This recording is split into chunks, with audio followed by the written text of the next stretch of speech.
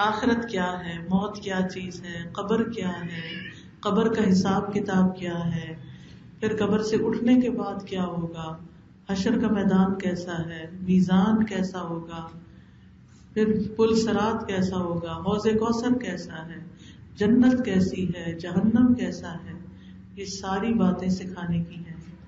یاد رکھیے ان کی تفصیلات ہمارے نصابی کتابوں میں بہت کم ہے، نہ ہونے کے برابر.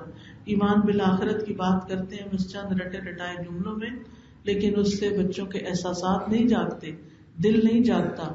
تو ان کو آخرت کی فکر لگا دیں تاکہ وہ جو کچھ بھی کریں اس ڈر سے کریں کہ ہمیں کل اللہ کے ہاں جواب دینا ہوگا. نبی صلی اللہ علیہ وسلم کو جب نبوت ملی تھی تو آپ نے آغاز اپنے گھر والوں سے ہی کیا تھا، اور اپنی بیٹی فاطمہ کا نام لے کے کہا تھا کہ اے فاطمہ بنت محمد اپنے آپ کو آگ سے بچا لو، میرا نبی ہونا تمہیں کام نہیں آئے گا.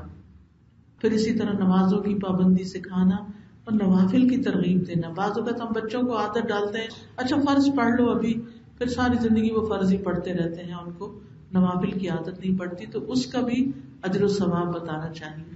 بچوں کو بہت سے لوگ جب اللہ ان کو مال دیتا ہے تو کبھی سوئٹزرلینڈ لے جاتے ہیں اور کبھی کہیں اور گھمانے پھرانے لے جاتے ہیں، ان کو عمرے پر لے جائیے. اگر آپ نے جانا ہی ہے کسی اور ایسی جگہ پر بھی تو آپ راستے میں عمرے کا ٹرپ لگائیں، چاہے 3 دن کے لیے.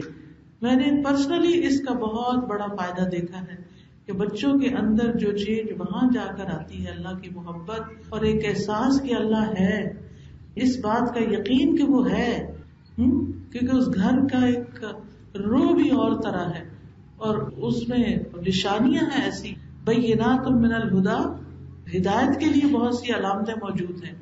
تو اس سے فائدہ اٹھانا چاہیے.